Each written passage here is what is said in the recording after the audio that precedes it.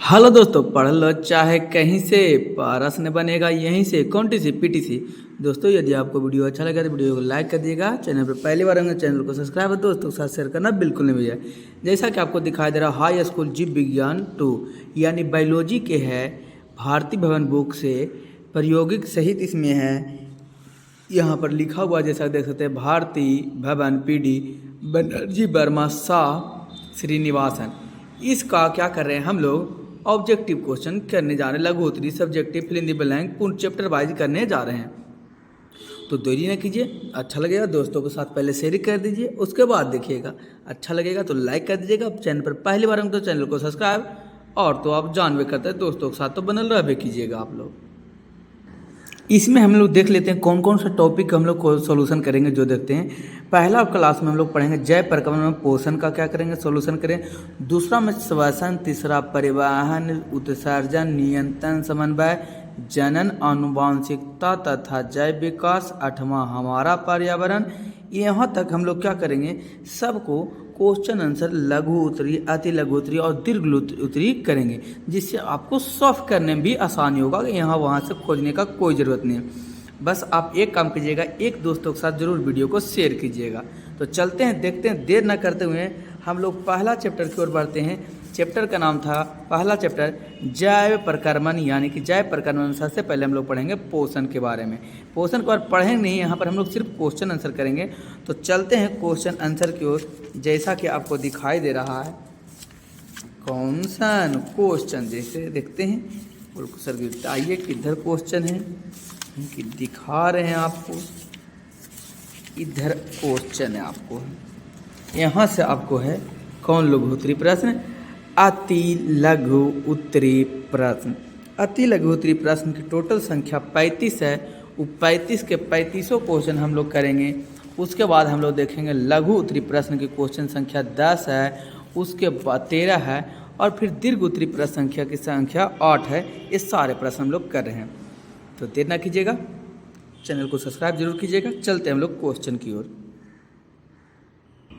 जैसा कि दिखाई दे रहा पहला क्वेश्चन है, जय प्रक्रमण किसे कहते हैं। कौन प्रक्रमण, जय प्रक्रमण किसे कहते हैं। हम इसका सॉल्यूशन कराए हुए हैं, टाइपिंग कराए हुए हैं कि राइटिंग से कोई प्रॉब्लम ना हो, इसलिए हम वहाँ पर डायरेक्ट चलते हैं। सबसे पहला प्रश्न है, जय प्रक्रमण किसे कहते हैं। उत्तर हो जाएगा, वे सारी क्रियाएं जिनके द्वारा जीवों का अनुरक्षण होता है जैव प्रक्रमण कहलाते हैं। पहला का आंसर था। चलते हैं, दूसरा क्वेश्चन क्या कह रहा है। दूसरा कह रहा, बहुकोशिकीय जीवों में ऑक्सीजन की आवश्यकता विसरण द्वारा क्यों नहीं पूरी होती है। तो इसका उत्तर हो जाएगा, उत्तर हम लोग देखते हैं। उत्तर हो जाएगा, बहुकोशिकीय जीवों का शरीर के अंग जटिल होते हैं तथा सारी कोशिकाएं सीधे पर्यावरण के संपर्क में रहते हैं। इस कारण ऑक्सीजन की आपूर्ति विसरण द्वारा संभव नहीं है। किसके द्वारा संभव नहीं, विसरण द्वारा संभव नहीं है। दोस्तों आपको लगता है कि थोड़ा जल्दी करें, जल्दी बोल रहे हैं, तो आप वीडियो को पॉज कर करके, यानी कि रोक करके आप वीडियो को पूरा क्वेश्चन आंसर को बढ़िया से लिख लीजिएगा। अगला क्वेश्चन करा, क्वेश्चन नंबर 3 करा, जीवों में पोषण की प्रमुख दो विधियों को कौन सी है। दो विधियों कौन सी है। उत्तर, स्वयं पोषण और पर पोषण। अति लघु एकदम शॉर्ट में है। दो विधि कौन कौन सी है, प्रथम है स्वयं पोषण और पर पोषण। क्वेश्चन नंबर 4, हरे पौधों में किस प्रकार का पोषण पाया जाता है।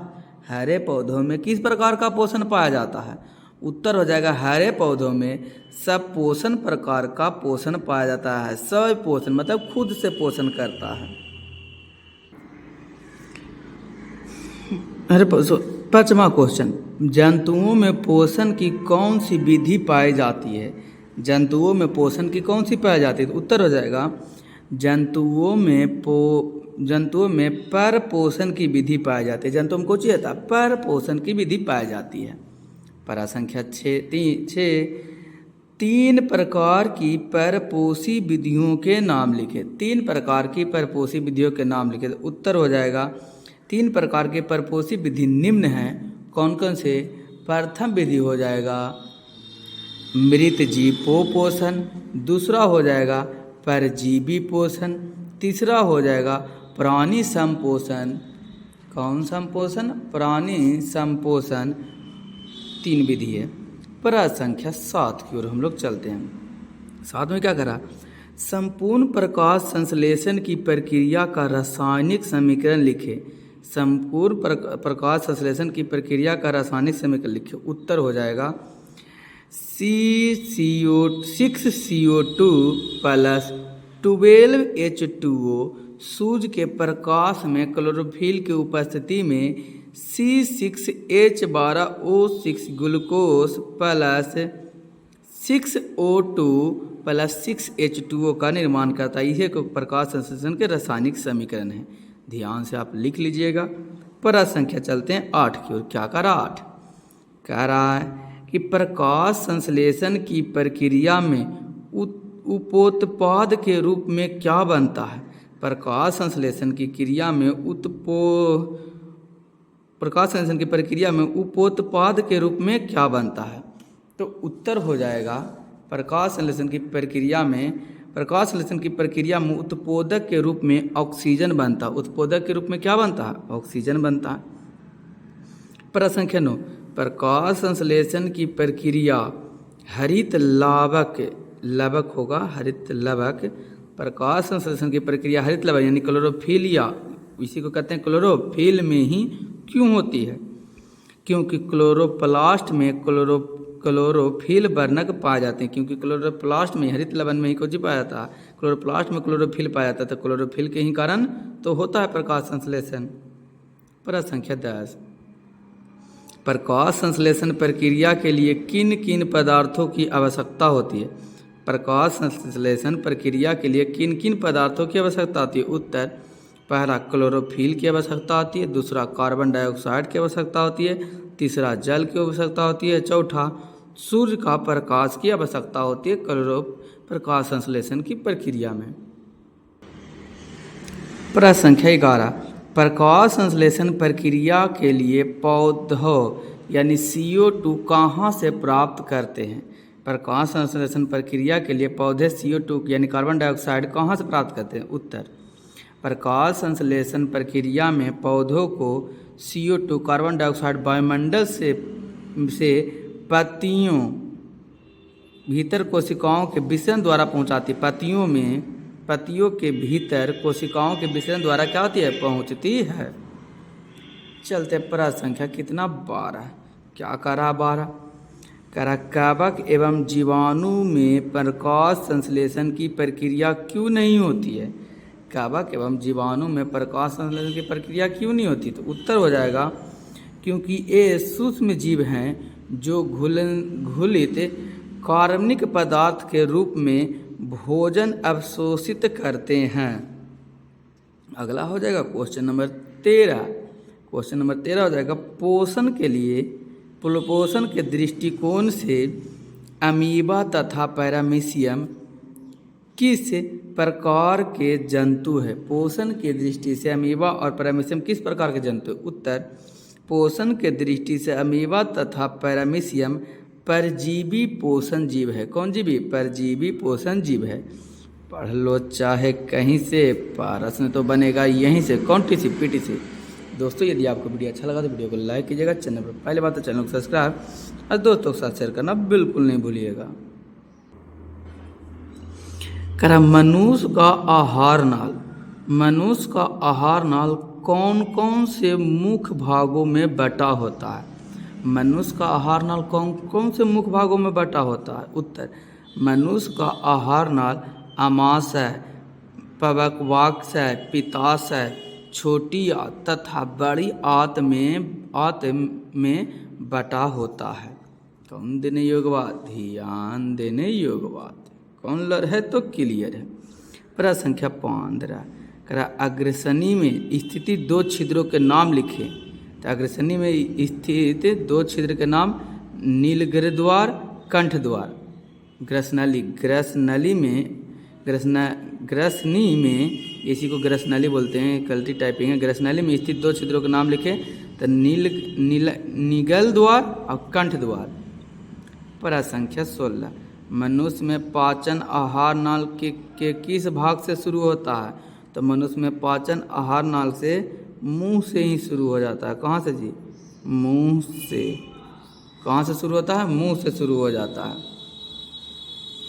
प्रश्न संख्या 17, मनुष्य के आहार नाल के किस भाग में पचे हुए भोजन को अवशोषित होता है? मनुष्य के आहार नाल में किस भाग से पचे हुए भोजन को अवशोषित होता है? उत्तर, मनुष्य के आहार नाल के छोटी आंत में पचे भोजन का अवशोषण होता है। कौन भोजन का अवशोषण होता है? पचे भाग का। प्रश्न संख्या 18, क्लोरोफिल वर्णक कहाँ पाया जाता है? पाया जाता है क्लोरोप्लास्ट में पाया जाता है। प्रकाश संश्लेषण प्रक्रम द्वारा पौधे क्या निर्माण करते हैं? प्रकाश संश्लेषण द्वारा प्रक्रम द्वारा पौधे क्या निर्माण करते हैं? तो प्रकाश संश्लेषण प्रक्रम द्वारा पौधे भोजन निर्माण करते हैं। क्वेश्चन नंबर 20, मृत जीवों को क्या कहते हैं? तो मृत जीवों को अपघटन कहते हैं। मृत जीवी को क्या कहते हैं? मृत जीवी को अपघटन कहा जाता है। प्रश्न संख्या 21, जिस जीव के शरीर से परजीवी अपना भोजन प्राप्त करते हैं वे क्या कहलाते हैं? जिस जीव के शरीर से परजीवी अपना भोजन प्राप्त करते हैं वे क्या कहलाते हैं? तो वे कहलाते हैं पोषी कहलाते हैं। जिस जीव से शरीर अपना परजीवी को भोजन करता है तो क्या कहलाते हैं? पोषी कहलाते हैं। अगला, गोबर छत्ता में किस प्रकार का पोषण होता है? तो गोबर छत्ता में मृत जीवी पोषण होता है। कौन जीवी पोषण? मृत जीवी पोषण होता है। प्रश्न संख्या 23, पत्तियों का कौन सा अंग कार्बन डाइऑक्साइड युक्त वायु का प्रवेश द्वार है? पत्तियों का कौन सा अंग कार्बन डाइऑक्साइड युक्त वायु का प्रवेश द्वार है? उत्तर, क्लोरोफिल अथवा हरित लवक है। क्या हो जाएगा? पत्तियों का कौन सा कार्बन डाइऑक्साइड युक्त वायु का प्रवेश करता है? क्लोरोफिल और हरित इत्व अथवा हरित लवक। क्लोरोफिल को इंग्लिश में हिंदी में कहते हैं हरित लवक। क्वेश्चन नंबर 24, पोषण की दृष्टि से जंतुओं को क्या कहा जाता है? तो पोषण के दृष्टि के जंतुओं को स्वपोषण तथा परपोषी कहा जाता है। अमीबा में भोजन का पाचन कहाँ होता है? तो अमीबा में भोजन का पाचन रसधानी में होता है। 26 में, मनुष्य में पाचन के लिए विशेष अंग को क्या कहते हैं? मनुष्य में पाचन के लिए विशेष अंग को क्या कहते हैं? उत्तर, आहार नाल कहते हैं। कौन नाल कहते हैं? आहार नाल। 27 में, मनुष्य के जीभ के ऊपरी सतह पर पाई जाने वाली संरचना को क्या कहते हैं? मनुष्य के जीभ के ऊपरी सतह पर पाई जाने वाली संरचना को क्या कहते हैं? स्वाद कलिका कहते हैं। कौन कलिका कहते हैं? स्वाद कलिका कहते हैं। क्वेश्चन करा, मुख गुहा से भोजन कहाँ पहुँचता है? तो मुख गुहा से भोजन ग्रास नली में पहुँचता है। कौन नली में पहुँचता है? ग्रास नली में। क्वेश्चन नंबर 29, ग्रास नली की दीवार में तरंग की तरह होने वाली सिकुड़न एवं फैलन को क्या कहते हैं? ग्रास नली की दीवार में तरंग की तरह होने वाले सिकुड़न फैलन को क्या कहते हैं? क्रमानुकुचन गति कहते हैं। कौन गति? क्रमानुकुचन गति कहते हैं या क्रमानुकुचन गति कहते हैं, वो भी सही है। क्वेश्चन कह रहा है 30 नंबर, कह रहा भोजन में मौजूद प्रोटीन को पेप्टोन में कौन सा एंजाइम परिवर्तित करता है? भोजन में मौजूद प्रोटीन को पेप्टोन में कौन सा एंजाइम परिवर्तन करता है? कौन सा एंजाइम करता है? तो आंसर हो जाएगा पेप्सिन। कौन सा एंजाइम करता है जी? तो पेप्सिन एंजाइम करता है। क्वेश्चन 31, आहार नाल के सबसे लंबे भाग को क्या कहते हैं? आहार नाल के सबसे लंबे भाग को क्या कहते हैं? तो आहार नाल के सबसे लंबे भाग को बड़ी आंत कहते हैं। क्वेश्चन, शरीर की सबसे बड़ी ग्रंथि कौन है? तो उत्तर, बहुत इंपॉर्टेंट क्वेश्चन, बहुत बार पूछा गया, शरीर की सबसे बड़ी ग्रंथि कौन है? तो यकृत है जो शरीर की सबसे बड़ी ग्रंथि है। क्वेश्चन नंबर 33, पाचन की क्रिया कहाँ पूर्ण होती है? तो पाचन की क्रिया रेक्टम में पूर्ण होती है। कहाँ होती है? ऐसे पूछ देगा तो पूछ दीजिएगा, पर बड़ी बड़ी आत में क्या होती है, पूर्ण होती है।